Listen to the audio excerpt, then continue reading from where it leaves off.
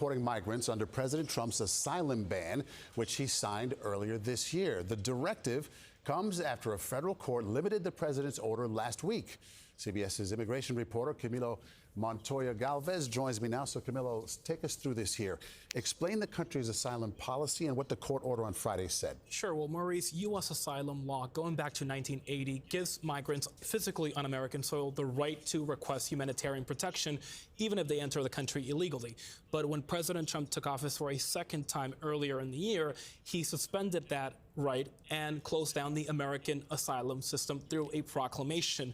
And that policy allowed border officials to just turn people away to Mexico or to their home countries without allowing them to request asylum on the grounds that the country was facing an invasion, according to the president, under the Biden administration. But now a federal court has said, Maurice, that this proclamation cannot completely disregard and ignore U.S. legal obligations to protect people fleeing persecution under domestic and international law. And so now we are told that Customs and Border Protection officials have been ordered to halt deportations specifically under this policy. Impressive you can remember that level of detail, I got to tell you. But at the same time here, people still seeking asylum can still be deported. Is that not true? Yes, and that is a really important point to underscore.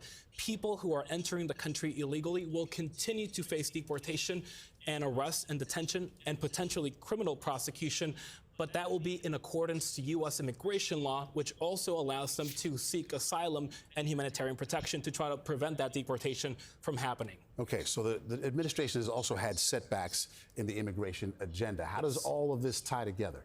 Well, look, the administration has made very aggressive immigration moves, and many of them have been blocked in court, including a recent effort to have ICE go into courthouses across the country to arrest people who are attending and showing up to hearings that the government told them to attend.